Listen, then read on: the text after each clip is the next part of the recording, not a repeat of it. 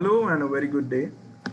My name is Abhilash and I am from the AD Solutions or the Active Directory Solutions team here at ManageEngine, and I will be your presenter for today.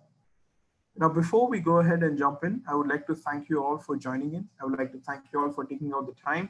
Now, I understand that this is the middle of the week, and I would like to thank you all for taking out the time for joining in today's webinar. Now, before we go ahead and jump in, I would like to run a quick audio and a video check because I want to make sure that everybody out here today are able to hear me and are able to see the screen well. So I'm quickly going to start off with an audio check. So if my voice is well and audible without any distortion or breakage in the audio, can you please let me know using the Q&A tab or the chat box, please? Just say yes, just say okay, just say great. So I can confirm that my voice is reaching to you well and clear.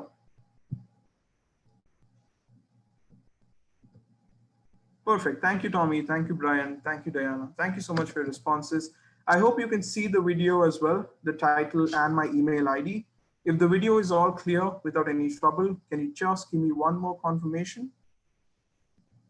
Just a single confirmation for the video and we should be good to go. Perfect. Thank you, Diana. Thank you, Brian. Thank you, Tommy. Looks like everything is okay. And before we go ahead and jump in, I would like to thank all of you again for taking out the time. And I would also like to tell you that the entire session, the entire 45 to 50-minute session that's going to happen today will be recorded. And the recording will be sent to you on your emails post the webinar, just within a day or two. So if you've got any questions during the course of the webinar, please feel free to use the Q&A tab. Keep your questions coming, and I'd be more than happy to take your questions during the course of the webinar. And even if I miss answering your questions, please do not worry. The last 10 to 15 minutes will be a dedicated Q&A session. So I will be answering your questions then as well. And of course, if you have any questions later during the day, post the webinar, post today's session, you can just drop an email to me at abi@manageengine.com. That's abi@manageengine.com. And I will be more than happy to help you out any way I can. All right. So yes, the topic for today is fundamentals of cloud security. Now, the whole reason I chose to speak about cloud security at the end of 2020 is because of this. Right? Now, it's no secret that on-premises Active Directory has been coming around for many, many decades now, probably more than a decade. On-premises Active Directory has been the prime mode of authentication and authorization to resources, to applications, to data that is located on premises. But now companies, organizations, both small, medium, and large, organizations such as yours, are quickly adopting public cloud services alongside on-premises infrastructures. Public cloud services like Azure Active Directory, like Amazon Web Services, or even Google Cloud. Right? Now, this is a shift in the IT landscape, but a very necessary shift because the needs of employees are increasing day after day. Employees need more access to applications, employees need more access to resources, and it's impossible for a single organization to outsource everything an employee needs in-house or on premises. So they tend to take support from third-party providers like Azure Active Directory or Office 365. Right? Of course, when it comes to cloud deployment, it does have its added advantages like anytime accessibility, reduced infrastructure costs. The list simply goes on. Right? So as we close up the year of 2020, it is clear that many organizations are adopting public cloud services, and it's important that we secure our cloud infrastructures as well, because it's just not on-premises anymore. It's just not an on-premises domain account. We've got the public cloud as well. Right? So when we speak about the public cloud, these are the top 3 most adopted public cloud services. We've got AWS, we've got Azure, and we've got Google Cloud. If you take a look at the graph on your right side, you will see that AWS or Amazon Web Services is the top mostly adopted public cloud service in 2020. This is the state of the cloud report by Flexera. And Azure AD is the second most adopted cloud infrastructure. And you can see that in 2020, the adoption of cloud has significantly increased from 2019. AWS is leading and Azure is quickly catching up with AWS, right? And companies of small, medium, large sizes are slowly willing to move their corporate sensitive data, personally identified information, financial data from their on-premises infrastructure to a public cloud directory like Azure or AWS or Google Cloud. And the fear of losing control, the fear of losing security when business data is moved from on-premises infrastructure to a public cloud infrastructure is slowly dying away, is slowly going away. The fear of vendor lock-in is slowly going away, right?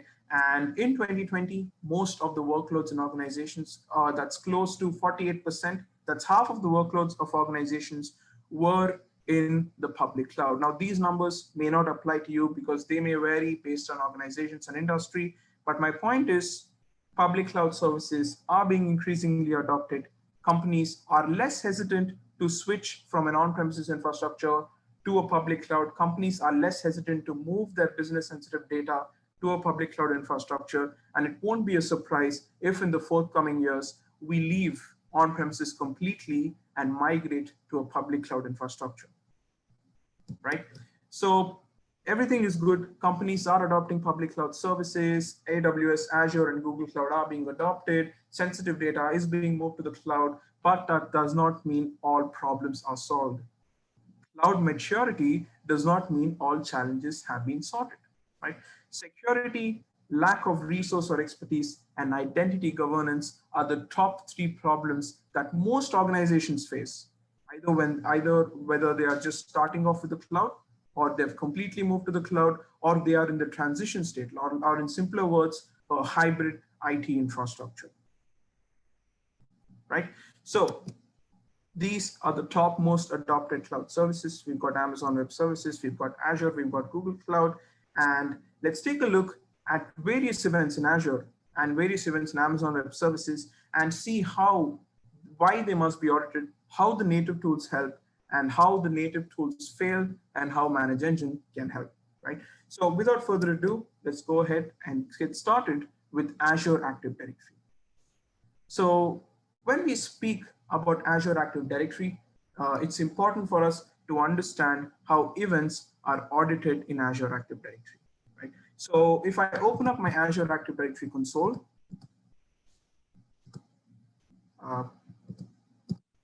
you will find that if I head into the Azure Active Directory on my left menu blade, you've got your Azure Active Directory security objects, right? You've got your users, your groups, your enterprise applications, roles granted to users, your devices, etc.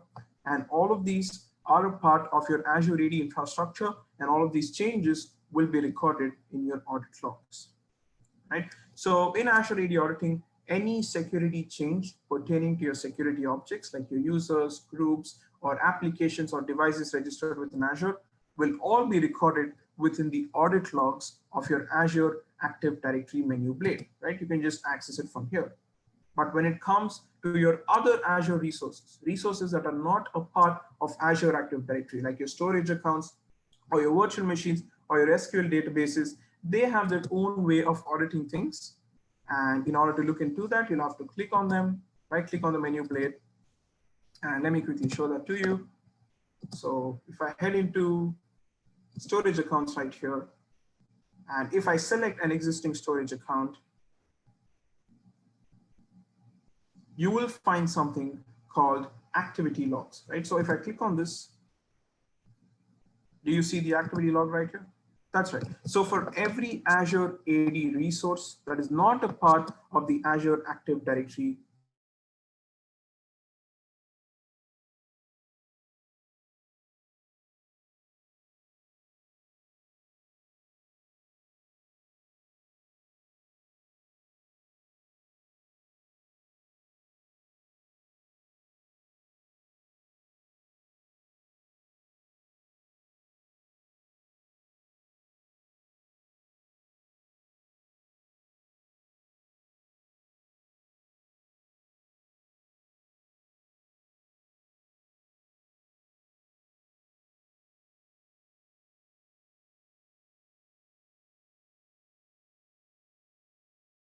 this case is to make you understand the difference between on-premises and cloud environments,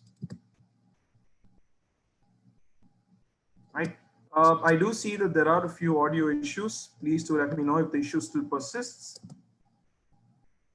Can you give me a confirmation if you can hear my voice well and clear? Thank you, Kahinder. Thank you so much. Thank you, Kenneth. Thank you. All right. So the first use case we have here is a hybrid Active Directory logon. Right? Now, the whole reason I chose to speak about this is to help you understand the difference between on-premise and cloud auditing.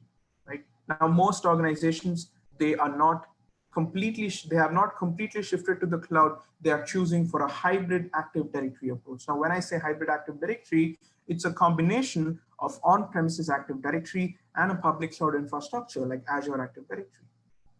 And when we have to audit events that are occurring in your hybrid Active Directory, that's on-premise and cloud, they have separate ways of auditing such events.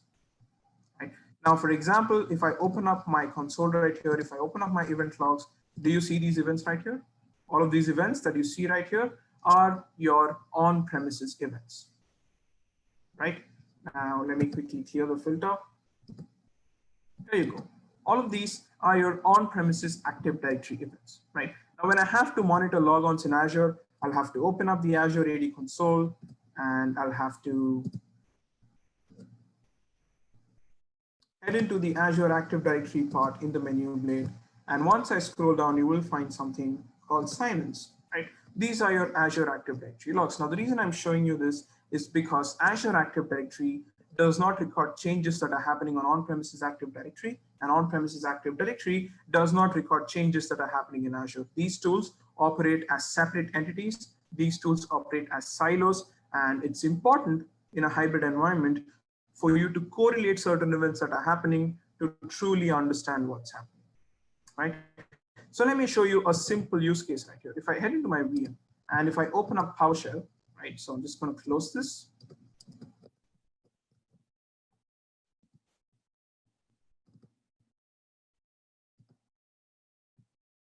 So if I quickly open up PowerShell, and what I'm going to do here is I will head on to my desktop. There we go. So if I head on to my desktop, and I will run a command called PowerShell.exe-exec, and then bypass. Right? Now, the reason I'm running this command is because I want to invoke a script that is not digitally signed, that is not authorized by Microsoft. Any end user can execute this command, and any end user can execute any script on PowerShell. And here's a simple example, right? You see the script right here? It's called Azure Spray. You will probably have guessed it. So here's what's going to happen. I'm going to import the script. That's going to be import module./Azure Spray.ps1, and I will invoke MSol Spray, and I will give in a list of usernames. So here I have a potential list of usernames in Azure, right? So it's pretty easy for you as an end user, as a malicious end user, or as an external attacker to obtain a list of usernames within Azure. You can simply query Azure Active Directory for the list of names. So here you go. If I'm an internal user, all I have to do is run a simple command, connect to my Azure AD instance, and I will have a list of user email addresses, right? If I am an external user, I can try a list of I can obtain a list of email addresses by simply searching the social media, searching LinkedIn, and with the script, I can find out the validity of the email addresses, right? So my point here is pretty straightforward. It's pretty easy for an attacker with motive to obtain Azure AD email addresses, right? So now that we have a list of email addresses, here's what's going to happen. I will give in the name of the text file, that's userlist.txt, and I will give in a password. The password happens to be password at 123. And once I hit confirm, do you see what's happening here?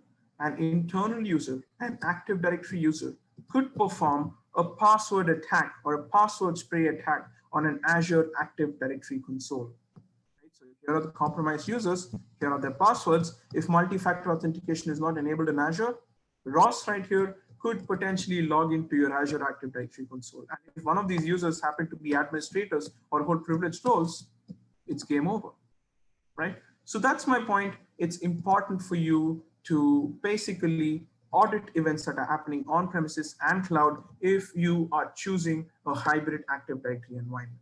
right? And that's where we can help because we have a solution called AD Audit Plus, and AD Audit Plus can help you correlate certain events that are happening on on-premises Active Directory and the cloud as well, right? So if you see, this is my Azure AD reports, and if I head into login failures,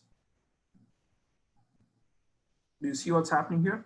These are names of users. These are details of their on-premises account, and here are details of their Azure AD accounts as well, right? If I head into hybrid logon activity, you can potentially monitor logon activities that are happening across your cloud, across on-premises, compare and correlate them to find out why a logon occurred or why a logon failure occurred. If I head into this, do you see logon activity by applications? You can basically drill down on logon activities happening across various applications that are configured in Azure, right? So these reports help you to correlate on-prem and Azure activities, and they will help you to understand what's truly happening, which is really important when it comes to a hybrid AD environment, right?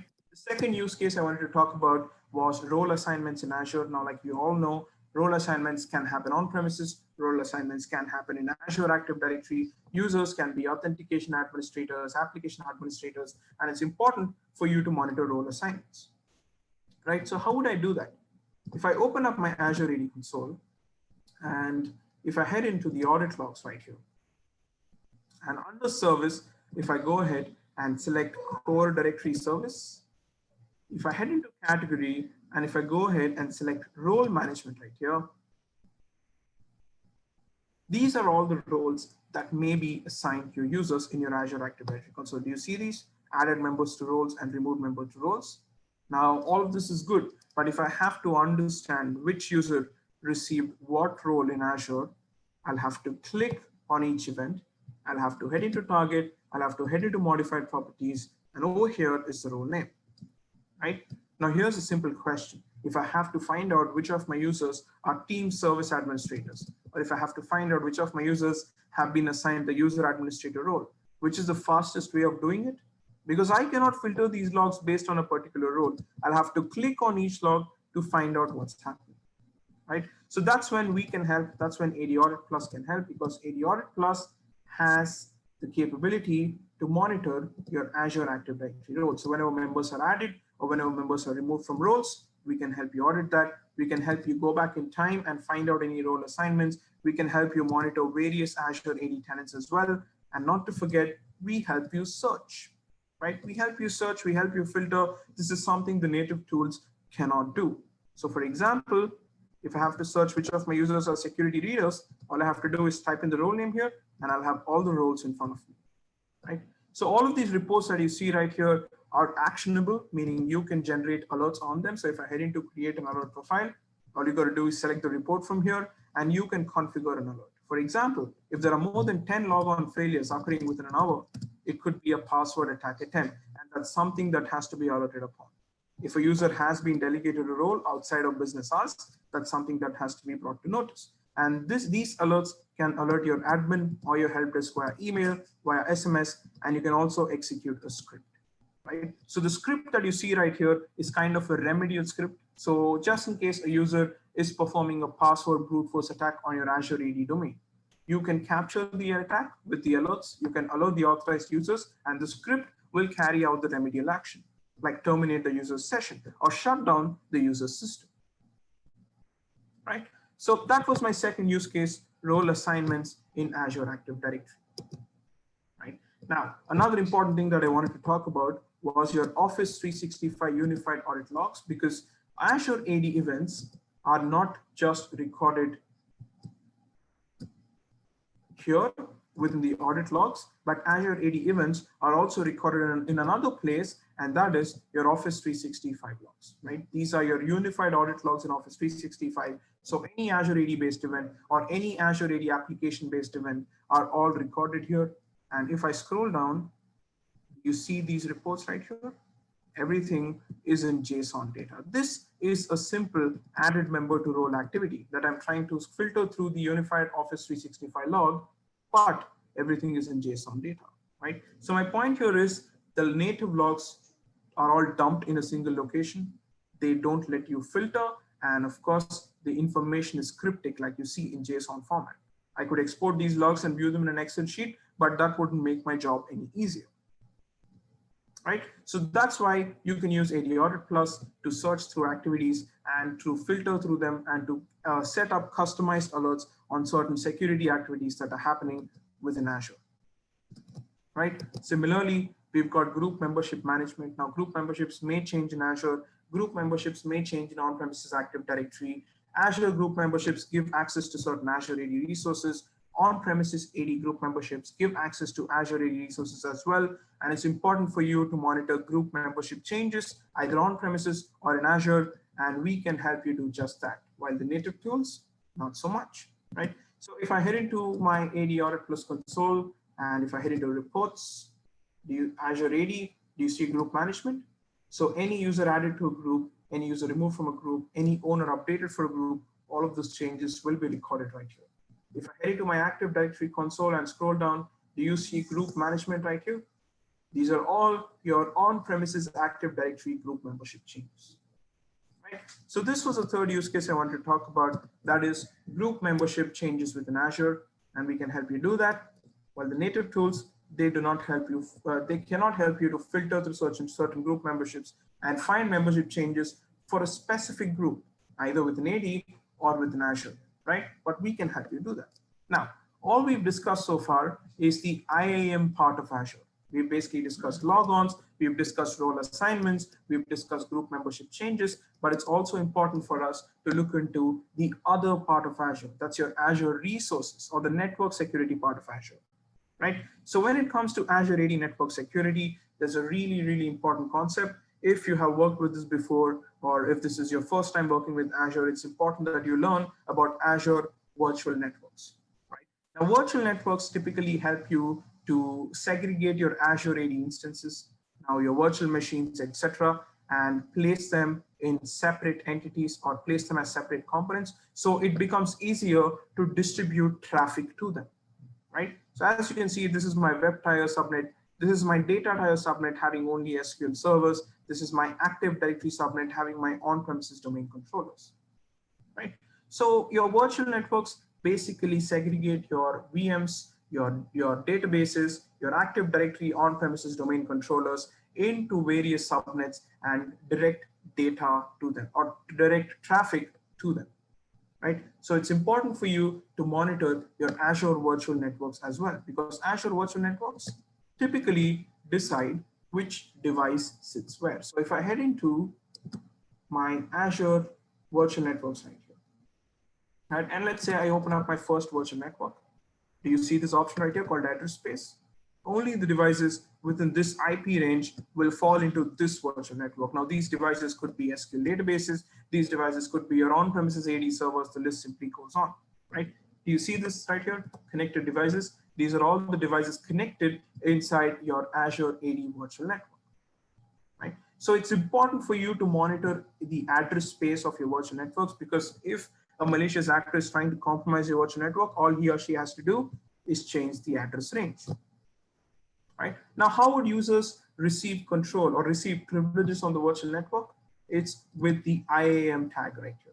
Now, identity and access management in Azure is the only way users can receive privileges over certain Azure resources. So if I click on role assignments, right? So here is where I can give my user roles to modify the virtual network, basically modify the address space or modify the connect devices.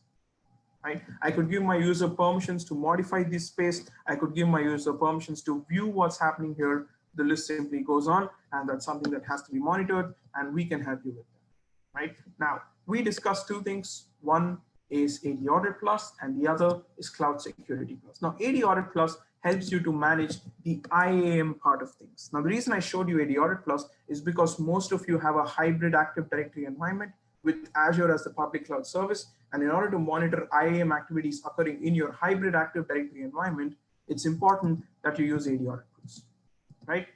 But if you have other services like AWS, or if you wish to monitor the network aspect of your Azure AD infrastructure, then you've got separate reports right here. So let me quickly head into that.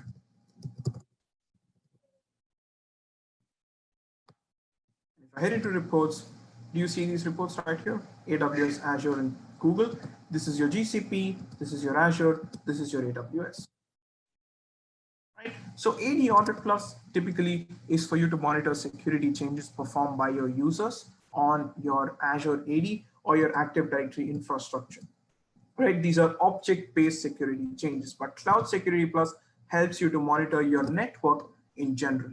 So if I head into virtual networks, any user who's been granted permission of the virtual network will be recorded right here.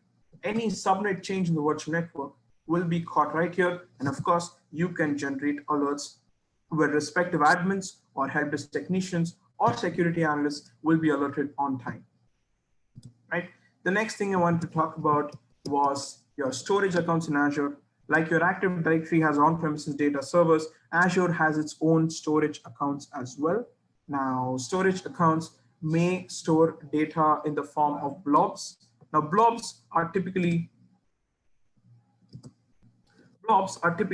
your images or audio for your HTTPS or HTTP websites, right? Storage accounts may store unstructured SQL data. Now, unstructured SQL data, unstructured NoSQL data. Now, tables basically have a bunch of unstructured data, and your storage accounts can be used to store that data. If you have messaging services, if you have MSMQ services, your storage accounts have the queue form of storing and retrieving messages. And if you have your typical file shares, your storage accounts can store that as well, right?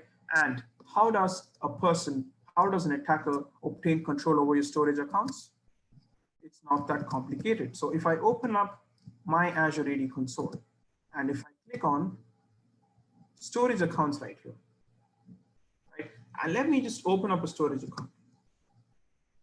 Do you see these called access keys?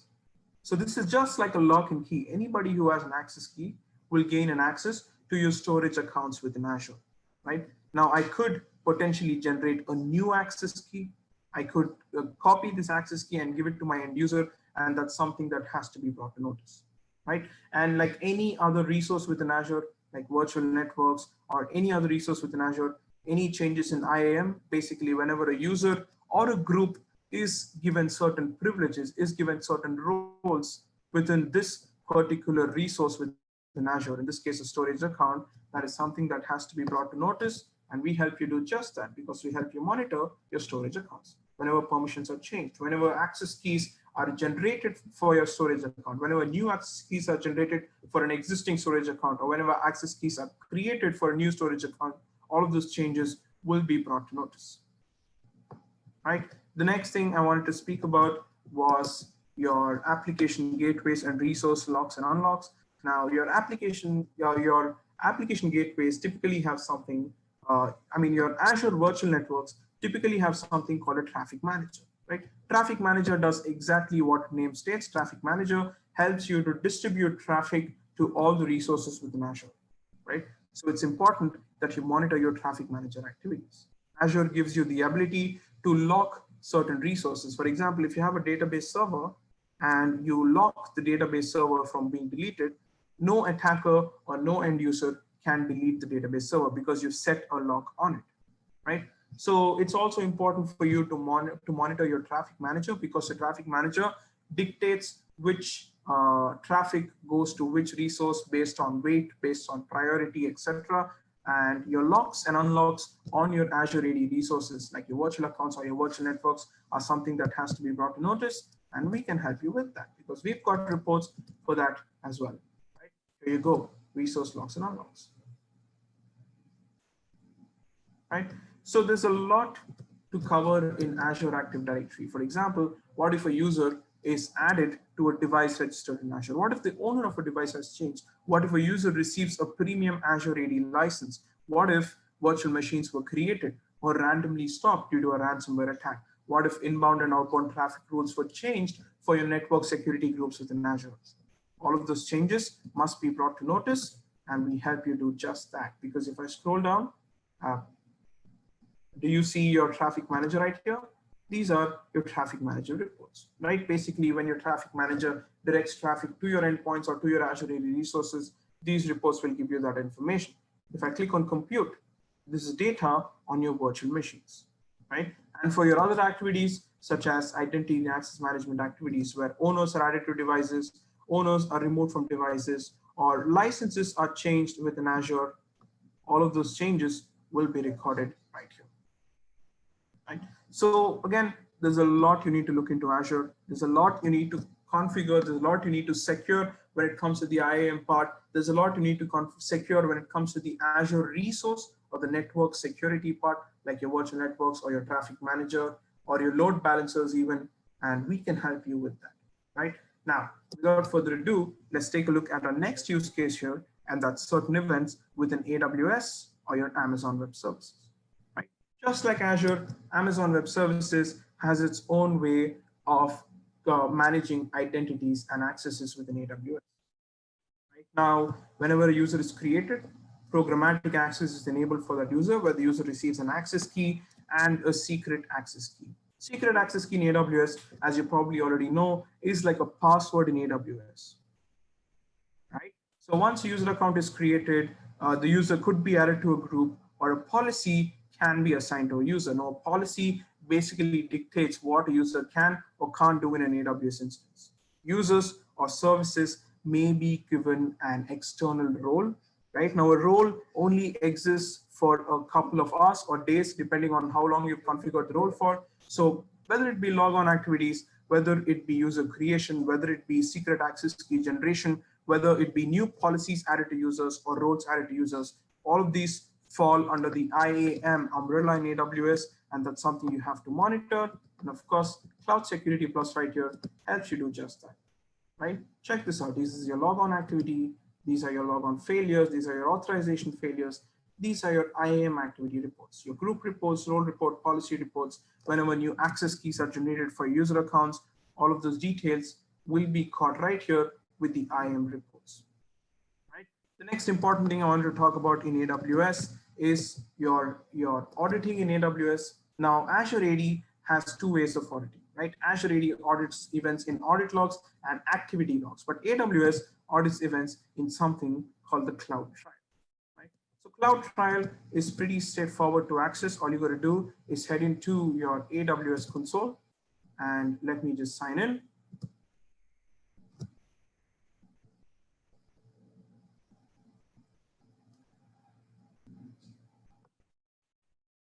So let me just head back right here.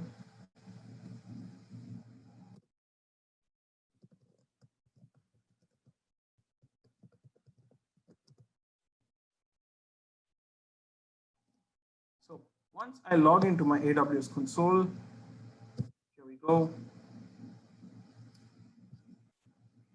You'll find something called Cloud Trial right here, right? Now, Cloud Trial records all your security changes within AWS.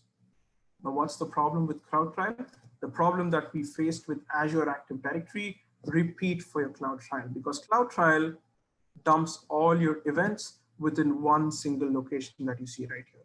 Right? These are all your security events. It's extremely difficult for you to filter through these events, to search through these events and find out what's happening. Right? Now, let's say you want to filter these events based on an event name. Do you see these event names right here? They are extremely cryptic. And for those of you who are new with Azure, who are just who are new with AWS or are just getting started with AWS, understanding what these event names mean is extremely difficult. Right? Now, if you want to, you could create an Athena table, but Athena table have their own problems because Athena tables only use queries to fetch events from your cloud trial, right? So let me just create a table right here. And we've already got a table. Let's just head into Athena. And do you see this? You'll have to run queries to fetch certain events from AWS, right? Now the events audited by Cloud Trial are cryptic, and Athena only lets you run queries to fetch events, none of which are of much help when it comes to AWS auditing, right? So that's when we simplify these challenges for you. We simplify the complication of a lot of events. We simplify the cryptic nature of events recorded within AWS or Azure or Google Cloud even for that matter, and we let you view the changes in the form of user-friendly reports that you see right here. All of these reports are your AWS activities, automatically segregated based on your AWS activities. and these are all searchable. These are all based on time. So you could go back in time and find certain activities, and you can alert on the activities that are happening here as well. Right? So the first use case I've got here after IAM is your elastic load balancing within AWS. Now your load balancers, just like Azure Traffic Manager, are typically used to distribute traffic between EC2 instances, basically your virtual machines within AWS, right? And it's important that you monitor your load balancer activities. In order to monitor your load balancer activities, you'll have to enable access logging for all your load balancers. So all of the logs that are generated by your load balancers will be pushed to an S3 bucket, and you'll have to query the S3 bucket to find out any changes that are happening within your load balancer, right? So that's enable, push them to a bucket, query the bucket to find out what's happening. But this can get complicated really quickly. So we simplify the process for you because we basically automate the entire process. So do you see this ELB reports right here? These are your load balancer configuration changes. You see this right here? These are your load balancer traffic analysis reports, right? So what these reports do is that they automatically create an S3 bucket. They automatically enable load balancer auditing, and they automatically fetch those events and show those events in the form of reports that are easy to understand and not cryptic like the AWS logs, right? So the tool automates most of the things for you, something that the AWS console cannot do. The next thing I wanted to talk about is a very, very important concept, and that is your S3 buckets within Amazon, right? S3 buckets have been subject to many, many breaches because S3 buckets store sensitive data. They store corporate sensitive data. They store personally identifiable information. And in an S3 bucket, it's pretty straightforward for you to access data because everything can be accessed from a URL, right? So if S3 buckets credentials are misused, if they are shared by users, if an attacker finds credentials on a GitHub instance or anywhere else, it's only a matter of time before they gain access to your S3 bucket, right? Now, S3 buckets can be misconfigured in many, many ways, and that's what led to breaches. So if I open up my AWS console, and if I close this is my AWS console, and if I head into my S3 buckets,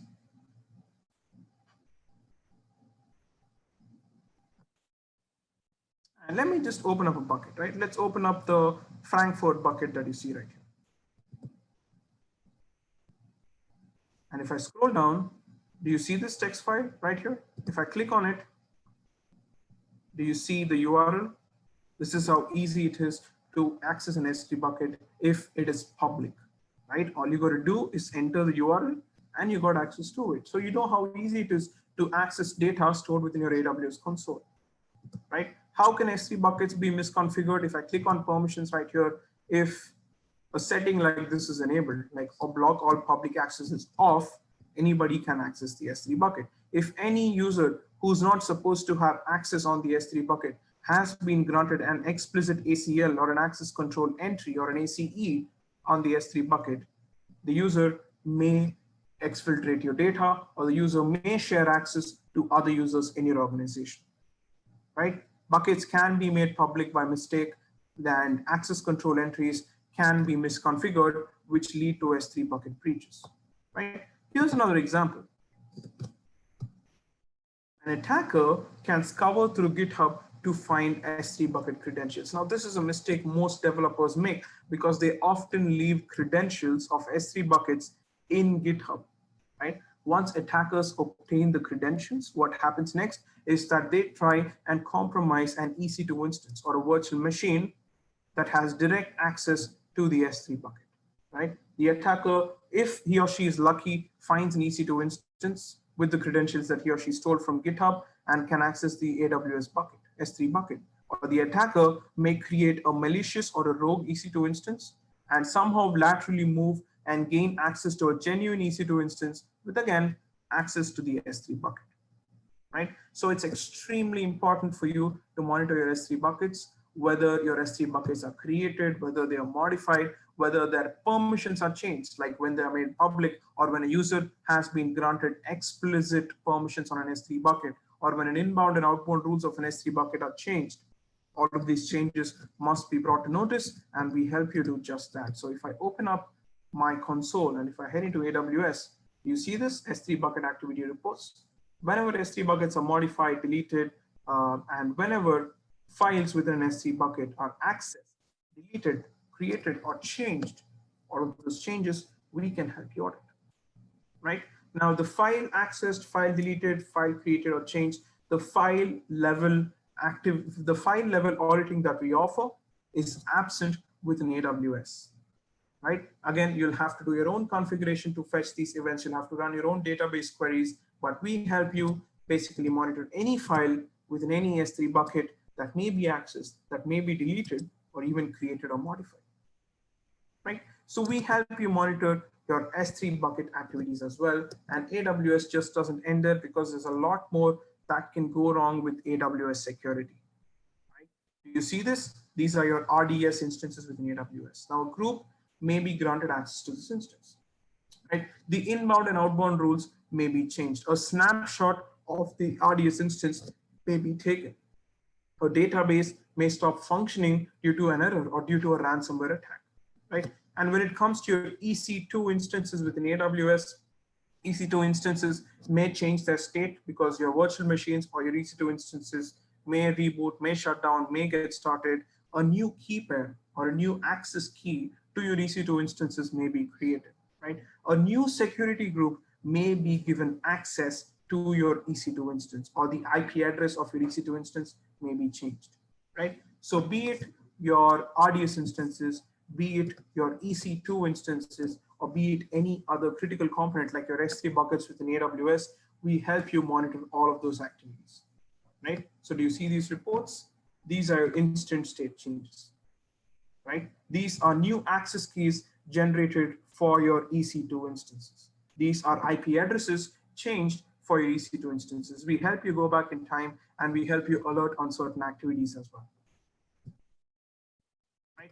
What about your Google public cloud? Because we saw a few events in Azure. We saw IAM activities in Azure. We saw Azure resource changes. We saw IAM activities in AWS and AWS network as well, because we looked into S3 buckets, we looked into elastic load balancers, and a lot more. What happens with your Google public cloud? Right? We can help you with that as well. A single console for your AWS, Azure, or your Google Cloud monitoring, right? So all you're going to do is just download Cloud Security Plus, and you just got to configure your AWS, Azure, or your Google instance, and all of those activities will be brought into these reports that are searchable and that can be alerted upon. Right now, you can also purchase AD Audit Plus. Like I said, if you have a hybrid Active Directory infrastructure, AD Audit Plus can help you because it helps you monitor security changes occurring inside your Active Directory or your Azure Active Directory security objects. But if you're more concerned about general cloud security or network security of your cloud, then Cloud Security Plus will help you do just that, right? So to help you differentiate this better, if you have a hybrid AD console, then these reports can help you a lot to understand what's happening from the IAM aspect of things, right? If you want to monitor your cloud instances based on your network level security or your resource level security, these reports will help you do just that.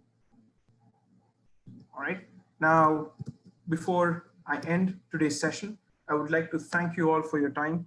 I would like to thank you all for your attention. Now, I understand that we may have looked into a lot of things today because we looked at Azure, we looked at how events are audited within Azure, we looked at IAM activities within Azure, we looked at network changes within Azure, we looked at IAM activities within AWS, we looked at network changes within AWS, and that was a lot to be covered in today's session, but it's important because any of you may opt for any cloud infrastructure, right? And some of you may be here for an AWS instance, some of you may be here for an Azure instance, some of you may be here for a GCP instance. And it's important that we had to go through all of the critical concepts or the critical components to understand what's happening where, right? So all you got to do is download Log360, select the components that you need, and you can all access them from a single console that you see right here, right? So if you choose AD Audit Plus, you can access that from here. If you choose Cloud Security Plus, you can access that from here. Both from this one console. You'll have to buy licenses separately for AD Audit Plus.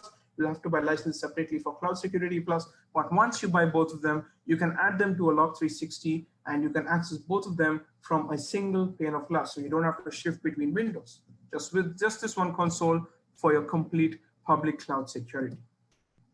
All right. Now, before I end today's session, you will find a quick question flash across your screen. If you can let me know your thoughts, this would be really helpful. This is just for our internal team, so I would love to hear your thoughts.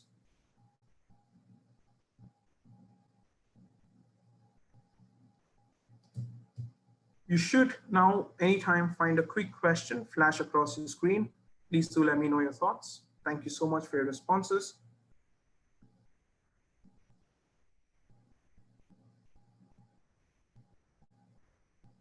Thank you, thank you.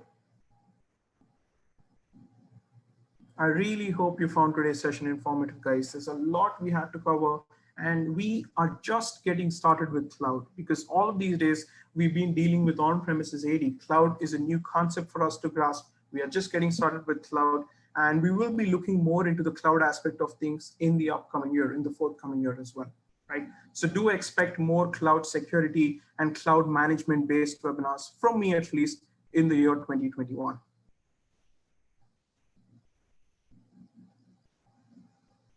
Perfect, guys. Thank you so much for your responses. I would love to hear what you thought. If you think I can improve in any way, if you'd like to see new topics being covered, if there's any way I should work on myself, please do let me know, and I'd be sure to implement that in my upcoming sessions.